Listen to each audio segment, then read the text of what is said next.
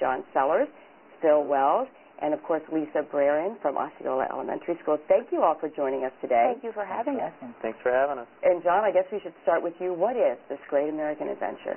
Well, the Great American Adventure was a painting created by the Hungarian artist Viktor Horváth, and he created that in 1976 to celebrate the bicentennial of America. And what it's become is the centerpiece of an education program that we've designed. And what it does is it introduces visually American history to kids. They don't just have the black and white text. They have something to associate those facts with. Now, how did you come up with this idea? You see this painting, this poster with different pictures on it, and then all of a sudden you've taken it to this other level. Well, it's hard to explain. I met Victor a few days after 9/11. It's a very emotional time. I went over to fix his computer. Brings out this poster that we have down here. It was kind of an instantaneous thing. I saw the poster, and I thought, wow, that would be a great way to learn American history, which is something that I took American history in high school, learned about it in college, but I never quite made that connection. I was never interested. But seeing that painting, it brought it to life to me. It made me want to learn about those things, and I set out to research it. It inspired me. I'm kind of a case study for this. And now we might mention you have your own computer firm here in Naples, right? That's correct. Then, Phil, how did you get involved with the project? He was fixing the computer. And he started talking about it, and I did a little teaching in my youth, so it seemed to me as though that would be a good basis for a whole system to put together an educational program. And it's a good base to start from, and then we expanded it to include other media and programs and lessons and all that stuff. So now that we have a whole system to teach this subject, and this system can be applied to other subjects as well.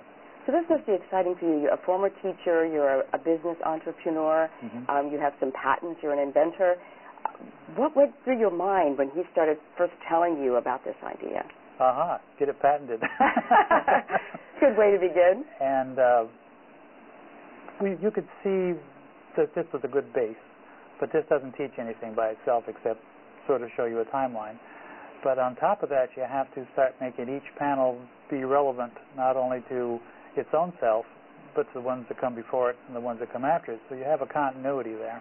And then you just have to build facts and sounds and visuals and real people around each one of those.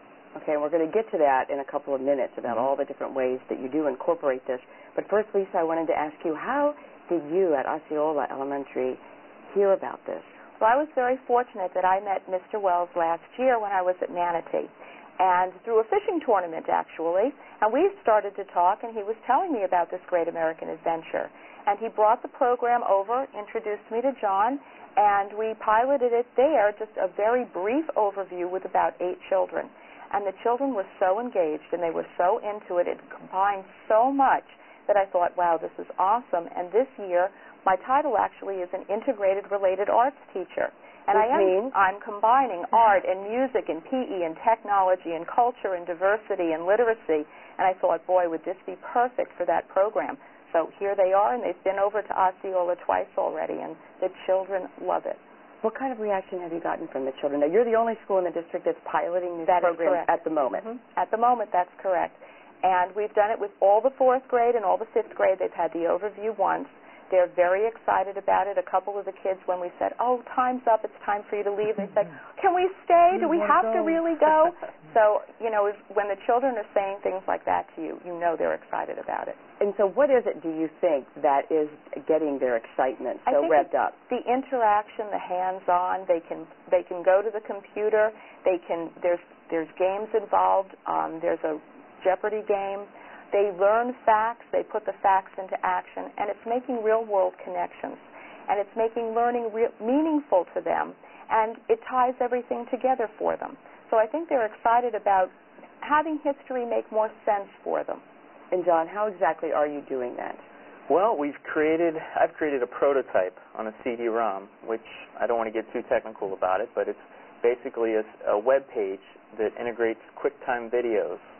And Jack Bovey, Social Studies Coordinator of Collier County, when I first introduced this program to him, that was about 2.5 years ago, he gave me a disc that had public domain video footage on it. and he recommended that I integrate that somehow because he knew I was a computer technologist. That's what I did. So what we see here, this poster, put the poster on the computer, and I've made the poster interactive. So if you select one of the panels, for instance, Martin Luther King Jr. down here, if you click on that panel, you can actually click on Martin Luther King Jr. and see his speech at the Lincoln Memorial. Okay, let's take a listen to that.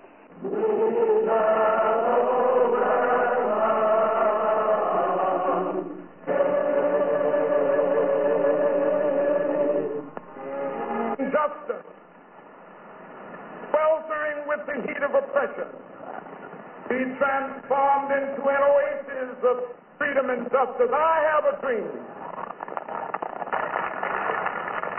My poor little children one day live in a nation where they will not be judged by the color of their skin, but by the content of their character. I have a dream today. Okay, and so like what else would we see if we were to click on the different? Yes, if, for instance, this is of Albert Einstein and the landing on the moon. If you click on this panel right here, and you click on Neil Armstrong there waving at the camera, you'll see the actual footage of President Nixon talking to the Tranquility base. And it's really neat. And the kids see that. Most of them have never seen it before. Hello, Neil and Buzz. I'm talking to you by telephone from the Oval Room at the White House. And this certainly has to be the most historic telephone call ever made. Because of what you have done, the heavens have become a part of man's world. And as you talk to us from the Sea of Tranquility, it inspires us to redouble our efforts to bring peace and tranquility to Earth. If you click on Albert Einstein, you'll hear him actually speak.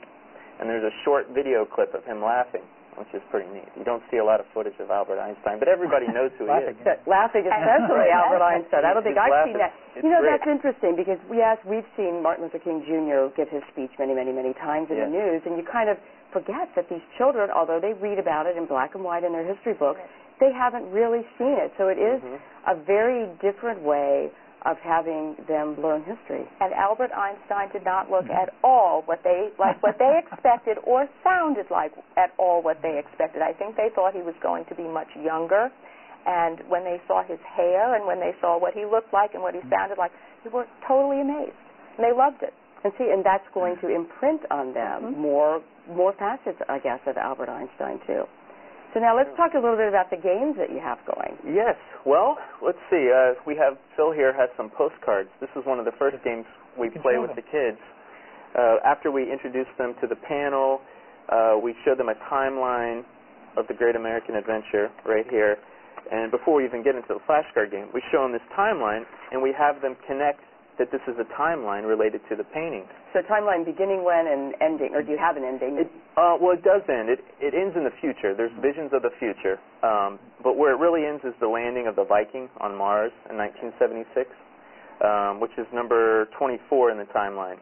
But Victor also painted 3 visions of the future, just looks into the future, space travel, colonies on moons and planets.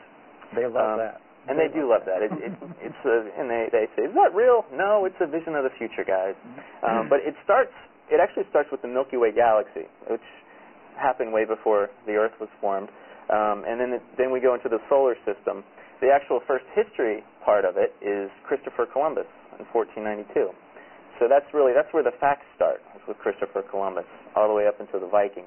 And what the kids do is we have them pick their choice of one of the timelines, and they'll read it to the class. They'll get it in front of the room, read it to the class, and after they read it to the class and the date, they'll come up to the poster and they'll point out which timeline they read so that the connection is made right there.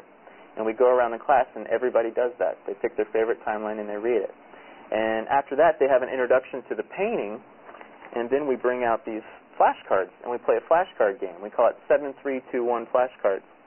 And the first, if you find it on the first try, you get 7 points. Find it on the second try, you get 3 points. So it makes it a game. Kids love games.